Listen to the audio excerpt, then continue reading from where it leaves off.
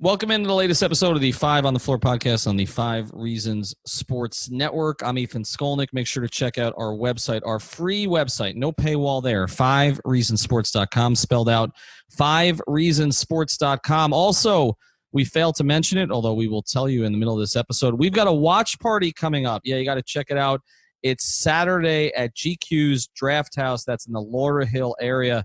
Check it out. We'll be posting it on Twitter at 5 Reasons Sports. It's for Bucks and Heat. We know it's not necessarily a game they're going to win, but that's not our fault. We'll see how that goes. 5 o'clock we'll be out there, GQ's Draft House, and we're going to have great beer, obviously, out there, but also lots of free food and some giveaways, some shirt giveaways. We got a Udonis Haslam shirt. We got a couple Jimmy Butler shirts, a Tyler Hero shirt, Derek Jones Jr., and some General Heat shirts, as well as our Tua shirt, which is our biggest seller on the Dolphins. We jinxed him, too, last week. Also, 3 yards per carry on the Dolphins, part of our network, 5 Rings Canes, Cinco de Zonas, and the rest of the podcast, including Light Skinned Opinions and Ballscast in our network. But before we get to today's episode, I want to tell you about one of the great sponsors of the 5 Reasons Sports Network and this podcast, and that, of course, is AutoNation. If you're looking to buy, sell, or lease a car, you've got to go to AutoNation. Why? Because they're the largest auto dealer out there anywhere, and their friendly and knowledgeable staff here in South Florida will help you save big on a huge selection of new cars, trucks, and SUVs, Toyota, Honda, Chevrolet, Mercedes-Benz, and much more. If you're looking to buy pre-owned, shop AutoNation's huge selection of one-price pre-owned vehicles. They're clearly marked with one price, their lowest price guaranteed. You want to get rid of that old car? Turn it into cash today. Get a top dollar offer and a check the same day. They'll buy your car with no purchase necessary. Here's the biggest thing. You're looking to do any of these things, you've got to DM me over at 5 Reasons Sports. That's the number 5 Reasons Sports. I will set you up with an AutoNation senior manager. I'll send you their information. They can directly reach out to you and walk you through the buying process. No dealing with a middle manager, salesperson that you just walk in and see. You'll deal with a senior manager. You'll get the best possible deal. So DM me at 5 Reasons Sports. And now, today's episode.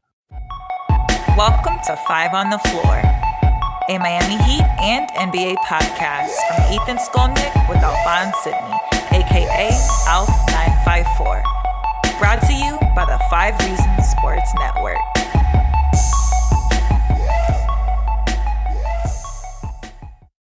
All right, Ethan Skolnick back here on 5 on the Floor. This is a long intro, so let's get right to it. We're going to do predictions for this Heat season. I've got Alphonse Sidney at Alf954. I've got Alex Toledo at Tropical Blanket. Again, I'm Ethan Skolnick. You can find me at Ethan J. Skolnick or at 5 Reasons Sports. So let's start with some individual predictions for some Heat players. I'm going to throw some numbers at the two of you guys, and you guys are going to tell me better or worse, okay? You can do this, Alex? Good? Mm-hmm. I'm in. I can do it. All right, you can do it. All right, let's start with Jimmy Butler. 22 points a game this season. Over, under. Alex. I'm going slightly over. I'm kind of thinking 23.5, 24. I'm actually going to go slightly under. I think there's going to be a lot of there's going to be a lot of games where 6 guys are in double digits with this team. And I think that's just – and because of Jimmy's unselfish personality, I think you're going to see, 19, 20 points a game.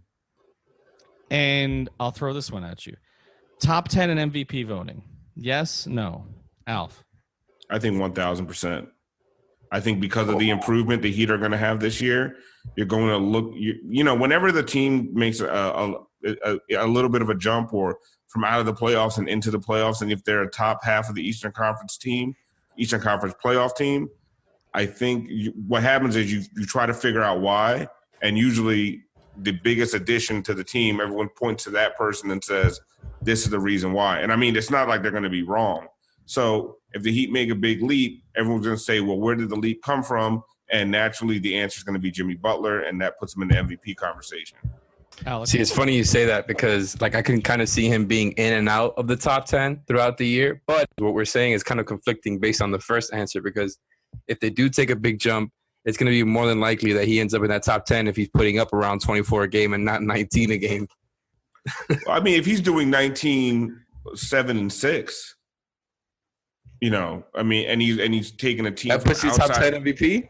If you're out from outside of the playoffs to a third seed, yeah, you're gonna be in the MVP conversation. And I think he's gonna get a lot of credit for whatever it is they do. I think Alex is right about that. I mean, when I look at the MVP conversation right now, I'm starting with Steph Curry and LeBron James. And I know that Giannis obviously will get mentioned. Kawhi will get mentioned. I think Paul George took himself out of it by playing with Kawhi. I think Russell Westbrook probably took himself out of it by playing with Harden. I think Harden's made it more challenging on himself by playing with Westbrook. Probably going to see Jokic and Embiid. Jokic and Embiid, but I think Philadelphia has an issue there because I think it'll be questionable whether it's more Embiid or Simmons. If Philly's playing at a high level, I think it's because Simmons has taken a step. So he might take some of that sort of juice away from Embiid. But, I mean, you're already at 7 or 8 names. So I think it's going to be challenging. But I do think, and I said this 2 months ago when they got him, I think he'll be in the conversation because the East is so wide open. He's a top 3 player in the East, in my opinion. You can stretch it to maybe 4 or 5. You throw Kyrie if he's healthy and a couple of others in the mix there. But he's definitely top 5 in the Eastern Conference, and they're going to make a big jump. So I think he could be in the mix. Jimmy's never going to be the guy to put up gaudy 30 points a game, 8 and 7, anything like that. So if he's ever going to be in a top 10 MVP conversation, it's a year like this year where he is far and away the biggest star on his team, and he has a chance of taking a team from, like I said before, out of the playoffs to a 3rd or 4th seed. Yeah, I'm not saying he's going to win the MVP, but he's going to be top 10. I would think he'd be top 10 in voting. See, to me, that's kind of, I don't know. It's dependent on a few things. For that type of jump that you're talking about from out of the playoffs to 3 seed, I think 3 seed is their ceiling, right? That's with everything going right. That's with Jimmy playing great, the offense meshing well, the defense being possibly top 5, top 7, and with Dion and JJ being a part of the rotation. And I get that the Heat look at Dion and JJ as replaceable because they have enough guys who can probably get on the floor and play spot minutes. But for them to reach their ceiling, I think they're going to need their talent to be there and be healthy and play well with the rest of the talent. And I don't know that Jimmy's going to get in that MVP conversation if they're just kind of hovering around the 5 or 6 seed all year. Right. But again, you look at the teams above him. Okay, so if in the Eastern Conference, Oladipo's not going to be back for a couple months. I don't think Kyrie stays healthy. Although, if the Nets win 60 games without Durant, then Kyrie's in the conversation. I mean, they also have other guards who can come in. It's not like the thing with the Oladipo injury is like, where are they going to get their playmaking and scoring from? The question is not the same with Brooklyn if they ever do have any injury troubles with Kyrie because they still got Dinwiddie there, they still got LeVert there, and they just have a pretty deep team in general. But I think the real teams to be worried about being ahead of the Heat are Boston and Toronto. Mm-hmm. And if Toronto, who could be in the conversation to Siakam if he keeps them up there without Kawhi. But I think Jimmy's going to be, if you look back at the Minnesota year that he came in there and talking to John Krasinski about this, who covered that team, he said Jimmy was in that conversation until he got hurt. Like he was not maybe for top 2 or 3, but certainly sort of between 4 and 6 somewhere there. And then he dropped back a lot because of the injury. But I could see him kind of being in that 7 to 10 mix for a lot of the season. All right, next one for you guys, Justice Winslow. I'm not going to get into numbers here on him because to me it's not really about numbers. After this season is over, are we going to say, A, he has a chance to be an elite point guard in the league? Not that he is right now, but he has a chance to be. B, we think he's an adequate point guard in the NBA. Or C, we're going to look at this as a work in progress or a failure. Alex. Go. I'll let Al go first. No, go ahead. I mean, I honestly have been thinking about that a lot over the past couple of months because, and I mentioned it on the last podcast, that I'm a little bit worried about the relationship with Justice and Jimmy on the court, just because I feel like people are going to want to see, 15, 16 points, 7 assists, 4 or 5 rebounds from Justice every night. I don't think we're going to get that like you alluded to. I think he's going to be somewhere around, 12, 5 and 5 on decent percentages. And then I think he's going to be more than adequate, to be honest. I think he's going to be a very good point guard. I don't think he will get to the level of elite. I think it's somewhere between A and B. I think it's going to all depend on who you're asking, right? If it's a box score watcher that only cares about, points, assists, and rebounds, they'll probably find some way. Like, let's say he averages 12.2 points a game, they'll find a way to disparage him. Let's say his 3-point shooting drops down to 35%, they'll find a way to disparage him. But I think if you look at overall what he does on the court, I think it's always going to be really, really hard to say that he's only an adequate player, because what he does for your defense, the fact that with like this season with him and Jimmy on the floor, they can hide so many things defensively, right? You have, if you like, we watched specifically Tyler Hero. Well, I'm saying you watched him play. You watched him play the Houston Rockets the other day. Whoever faced Tyler, whether it be Westbrook, Gordon, or Harden, went straight after him every single time. And that there was the function of Jimmy not being part of that starting lineup. Now, when you have Jimmy and Justice out there, they can cover up so many other things defensively, especially with Bam, which helps you start a guy like Myers Leonard or Kelly Olynyk. So, yeah, maybe the numbers, like I said, they won't be gaudy, right? I don't think he's going to have a lot of those 12-assist games. I'd love to see a bunch of those.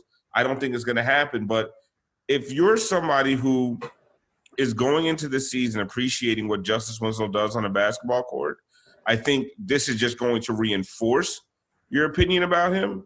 And if you're going into the season, you know, constantly being down on the guy because he's not scoring 18 a game and putting up 8 assists and 8 rebounds, I think it's just going to reinforce your opinion in the opposite direction, especially if it's not a, you know, top 3. It's not a 3, 4, or 5 finish. If they go into the playoffs at a 7 seed and they're kind of disappointing, I think you're going to see a lot of people pointing their fingers at Justice Winslow. Well, because he's the most unconventional point guard in the league, I think, right now, right? I mean, would we agree with that? Outside of Ben Simmons.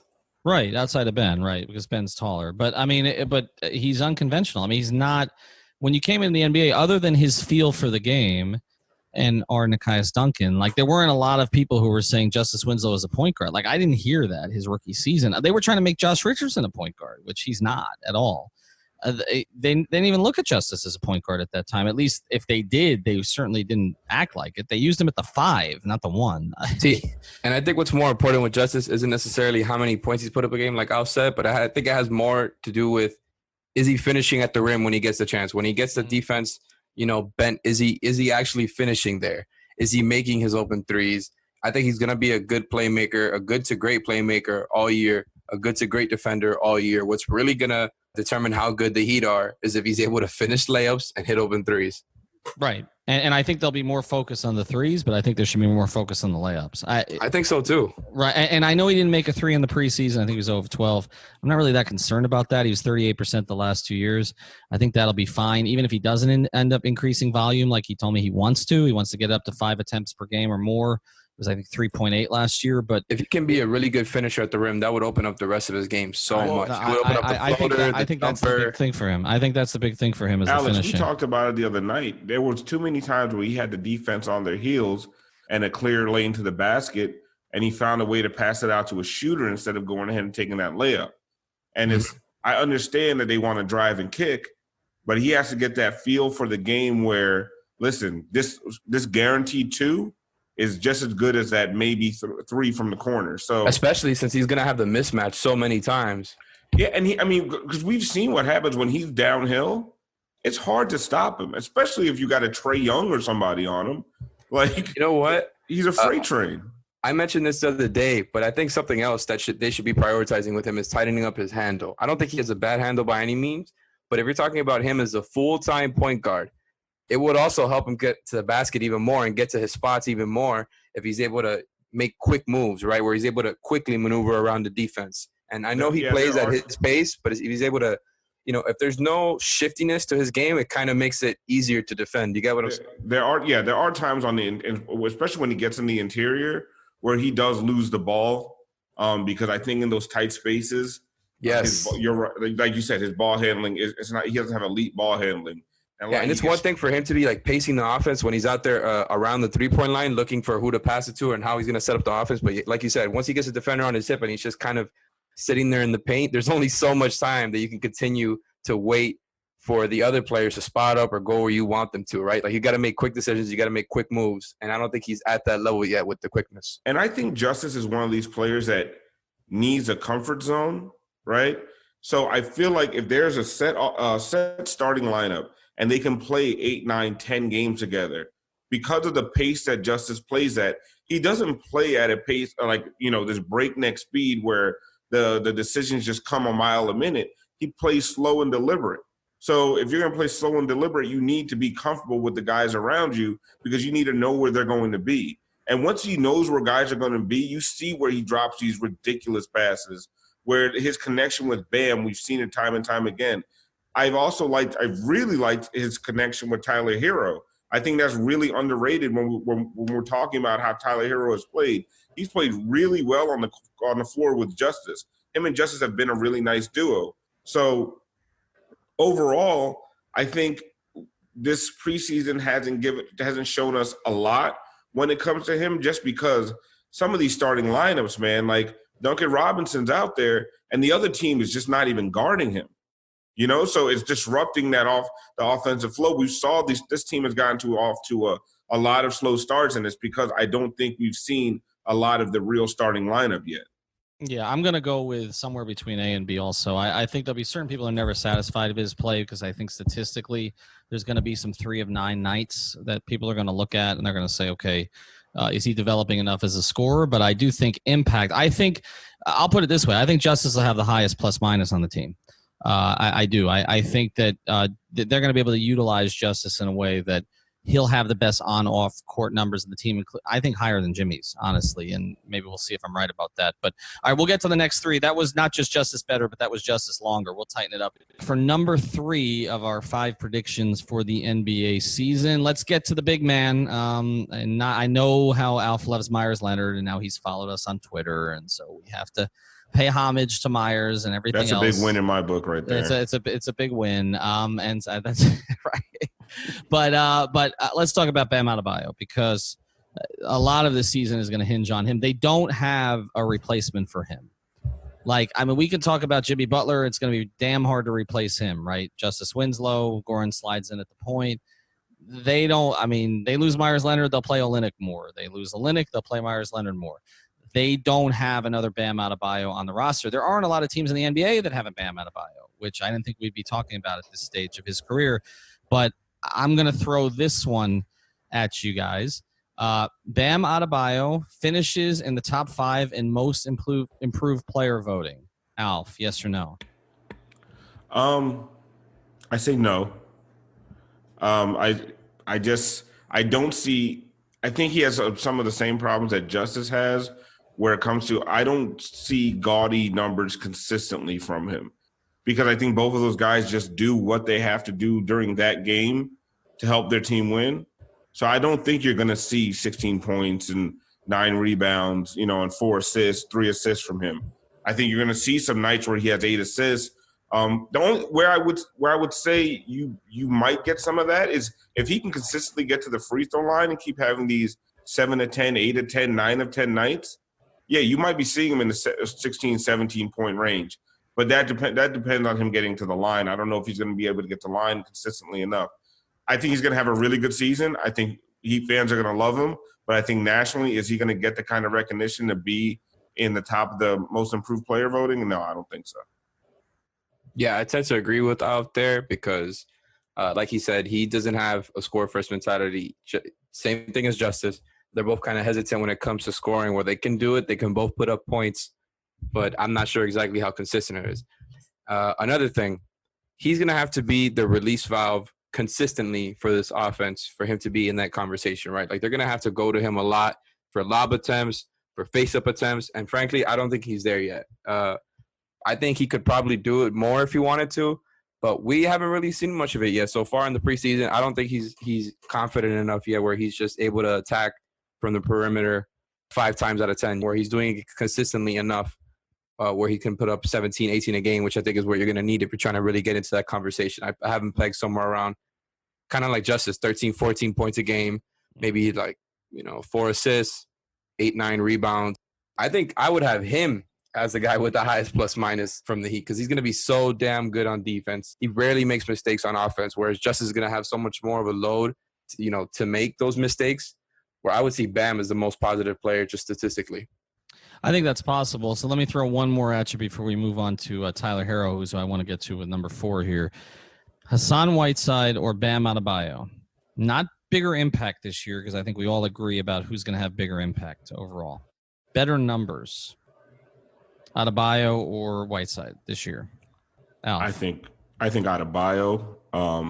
Now, are we talking about advanced numbers or are we talking about the straight counting stats? Because that's I think we're more talking counting stats, to be honest. I mean, advanced numbers, I think we all agree on that, right? Like, I mean, Bam's advanced numbers are going to be better, even though Portland's going to be good, right? So, in a much tougher conference.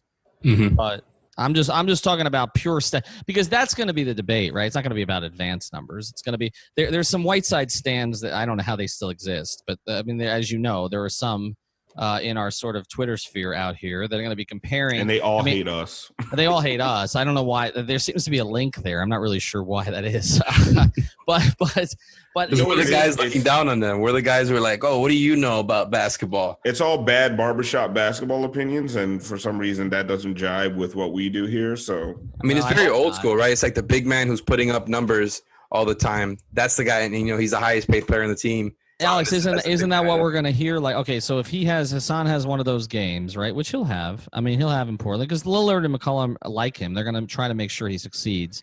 So, like, let's go. Hassan goes through a week where he's putting up a bunch of 21 and 14s, right? And nobody's actually watching the games, right? They're not watching him sag 10 feet off a shooter. They're just I thought you were going to say no one's watching the games because they're starting at 1:30 in the morning. Well, that also, right? Both those things. But you wake up in the morning, you're a box score watcher. He had 21 and 14, and Bam had 15 and 6, right? Yep. So, I mean, that is going to happen, and that's kind of why I'm talking about counting stats. I mean, we're totally going to get that conversation from that sect of Heat fans. It's like, absolutely. You see, look at what Hassan's doing. Because I tweeted earlier, maybe a month ago, that I think Hassan, before Nurkic comes back, is going to probably put up around 16 points and 13 rebounds a game, just because the guys he's playing next to, like, it can't be more perfect when you're talking about Hassan Whiteside. If you watch the Blazers play, all they do is run those screens around the arc for Damian and CJ McCollum. So every time that the help defense is going to, go for those guys who are just going to kill you if you give them any inch from the perimeter, they're going to throw it into Hassan. He's going to have so many easy points. It's not even going to be funny. There's no post-up offense for him. Maybe there is if there's a mismatch. But even better for him, I think he got sent to almost the perfect place for him to put up numbers before Nurkic comes back and he immediately gets benched. Well, he starts pouting, right? Well, exactly. Here's my thing. Is he going to get enough minutes? Because the reports out of Portland right now, people aren't very happy with him. You know what I don't think people are very happy with. Maybe they just never watched a Heat game. Well, that's an educated. Well, Alf, the thing is, and Damian and CJ loved him. They definitely weren't watching Heat games. No, for sure, right? And look, Heat fans are educated, but Portland, well, at least except for that little segment. But see, we're doing it again. We're the coastal elites. I mean, they live on the coast too. I just don't know what they're watching. But Portland fans are very educated basketball fans. I mean, they know. I mean, that is their team. Like that. I mean, but they have no reason to watch the past couple of years of Heat basketball. No. Those fans are already turning on him. Right. No, they know what they're watching. Like they're not. I mean, it's not. I mean, there are some markets where like that stuff would fly. Like it's not going to fly in Portland. Like they know their team. They know what good basketball looks like. And that ain't it. But so anyway, I do think for probably 3 months he's going to put up bigger numbers than Bam, and we're going to get a bunch of that garbage, and it's all going to be like I said. And he's also a great bench big. Like once he gets benched, like I would rather have him coming off the bench. Like I would love him as a bench big for this Heat team. Well, but he makes even more sense for Portland. That's why I'm like, I think he'll be fine over there. We talked about Dion as a bench guard. I mean, I think if certain guys would just accept their roles and not care about starting, they could, as we'd say, nuke second units. And that's what Hassan did for a period of time here, and then went back in the starting lineup. All right, let's get to number 4. Tyler Hero. I'm going to make this real simple. Average 10 points a game or higher, or not? Alex. Oh, that's a tough one. I'm gonna go slightly under. Again, from something that Alphonse said, I think there's gonna be so many times where they got so many guys in double digits that I don't think Hero will be able to have enough of a load to put up more than 10 a game. I think he's going to be doing a lot of the off-the-catch stuff. He's going to have some games where he's shooting less, some games where he's shooting more. But, yeah, I would say under 10 points a game. I'm going higher, actually. It's funny that Alex invoked me to take the under. But I think all the guys in the starting lineup are probably going to average around 11 points a game at least. So if Tyler ends up being in that starting lineup, I think you're going to see him. Actually, I think he's going to be closer to 16, 17, 18. Wow. Just because you hit 3 threes, you're at 9 points already. So you have him hitting like 5 threes a game. No, I'm not saying all his points are going to come from threes, but the fact that if he does that, he might win Rookie of the Year because I mean, I think there's a good chance he could win Rookie of the Year. Well, if there's a good chance, I'm going to be really pissed that I didn't place a bet on BetDSI using the promo code 5101 about a week ago because the numbers on Tyler Hero for Rookie of the Year before. I mean, basically, I could have paid off all my mortgages. Like before Zion got hurt, were crazy good. You know what your payoff would be. They're not as good right now. But if you want to do it, go to BetDSI. I could definitely see promo 16. Code 5101. Stop jumping on the ad, Alf. Stop jumping on the ad. The ad pays whatever bill. The ad is more important. I'll delete this all later. Yeah, don't. But you know, if he does that, if he's averaging 16, 18 points, Alf, he's a Rookie of the Year candidate. I mean, I mean. But don't you think he is? I mean, he was. If you look at some of it, even with his odds being so sky high, I mean, he was still like 5th or 6th after the past couple weeks before the Zion injury. So, I guess so. I don't look as much as I like him and as high as they've been on him, and they have not sort of. I can always tell what the organization thinks of a player based on what they let the marketing department do. Like that is, it's very clear. Like the marketing has that much to do with it. No, it's just that they don't green light the marketing. Like they don't like if you're watching, the broadcast, on Fox Sports Sun or whatever. Not a lot of Dion marketing recently, huh? Not a ton, right? Like so, I mean, who they're promoting. Like when Justice was doing the point guard stuff last year, it was like all Justice all the time for 3 weeks, and obviously they promote the hell out of Goran too. Well, lately, and for a while when things were up in the air, he wasn't on those Instagram posts. Right, but now he is. You can always tell kind of where they're going because there are certain things that it's not so much what they tell them to do; it's kind of what they're sort of suggesting not to do, right? So, I've just noticed. I mean, with Hero, they have not held back on it. Like, and usually with rookies, they're sort of dialing it back a little bit, not to pump up expectations so much. So, I do think he's going to have a big role. But I go back to what David Thorpe said, and I think there is some truth to it. Like, teams start to figure it out a little bit. They're going to start taking away some things from him. He's going to go through some defensive struggles. This is a kid who played 1 year of college ball, okay, and really wasn't a big factor until halfway through it. So what's the 82-game grind going to look like for him? So I think that's a little high, Alf. I think, honestly, the reason I put it at 10 is I think that's right about the right number. Like, I think it'll be somewhere between 9 and 11. And I think if they can get that out of him in his rookie year and he's not shooting a terribly low percentage, I think they'll be pretty happy about it with where his future lies. But we'll get to part number 5 of our predictions episode. I want to tell you about a new sponsor of the 5 Reasons Sports Network, and that's Dutch Valley Farms. They're not your average cannabis grow farm. They've got deep roots in the 305, and this homegrown group of doctors, CPAs, and Silicon Valley professionals have taken their talents from the 305 to the 503 to make you the finest flower out there. How does Miami find itself all the way in Oregon? Simple. Team with a shared belief in cannabis research and erasing the stigma behind the bud, because isn't it like time to do that already? Today, the Dutch Valley Farms crew is bringing together old school growing practices with new school tech to deliver a consistently clean, high quality experience you can feel good about. The proof is in the plant. You want more information?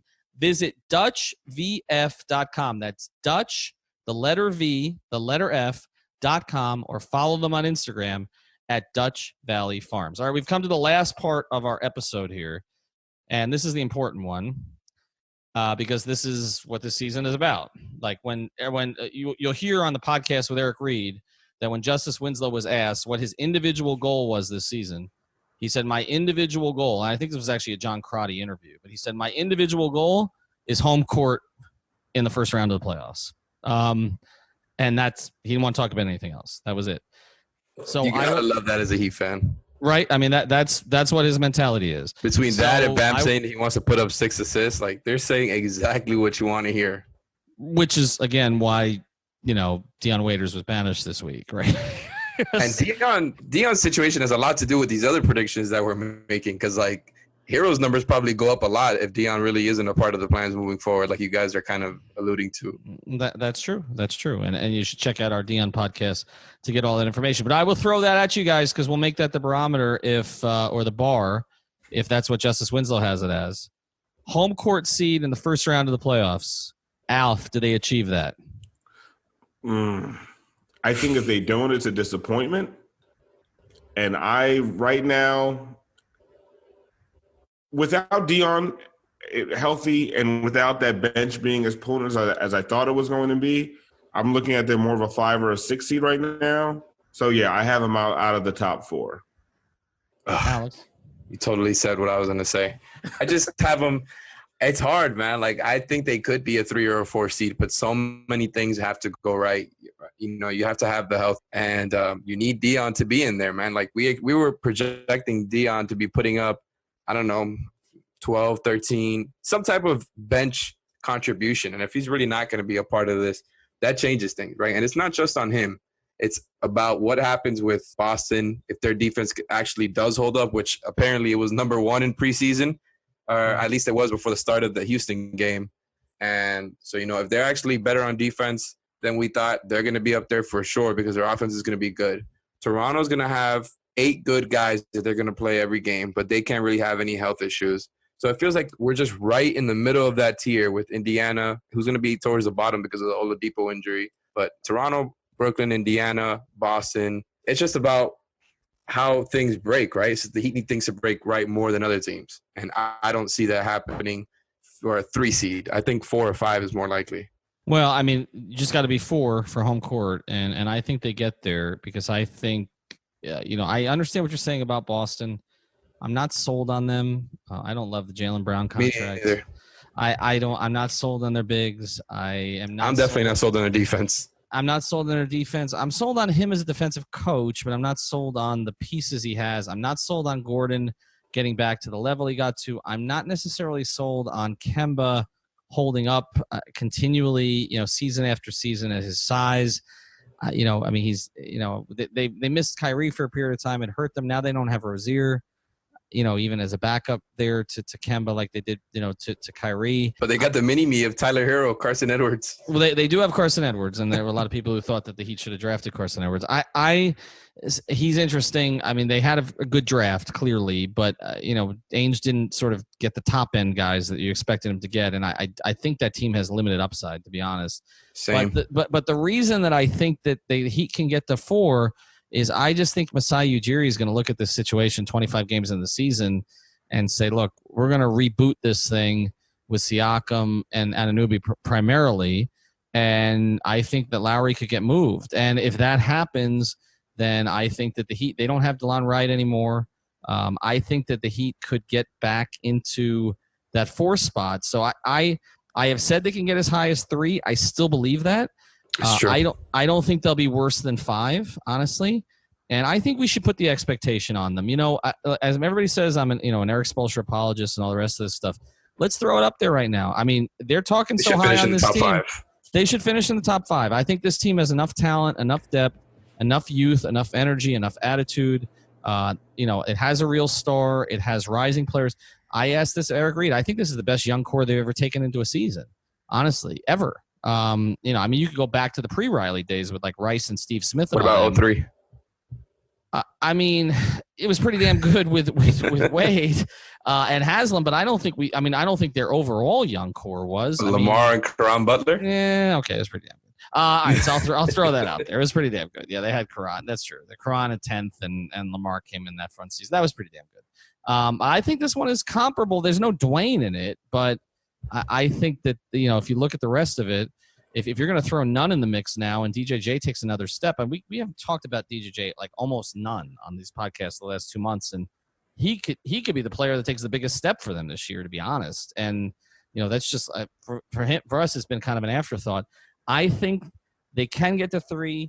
I'm going to say they're at 4, so I'm going to say that they accomplish it. And if they're 6, 7, 8 this year, then, yeah, I think that the coaching staff's going to take some heat because I think they have the kind of team they want, and now they just got to execute with it. And stay healthy, pretty much. Right. That's always the key thing. All right, check out all of our podcasts in our network, but also check out 5 Reasons Sports for sure, and that watch party, which we mentioned here earlier, on Saturday up at GQ's Draft House in Lauderhill. We will have T-shirts, we'll have other giveaways, and also some beer for you. I don't know if that'll be free, but the food will be. So go check out our watch the party. Beer at definitely GQ's will not Craft be free. House. I think we are 0-11, so you know, hopefully that the Bucks will oblige and Giannis will sit out and things will go well for the Heat. Talk to you soon.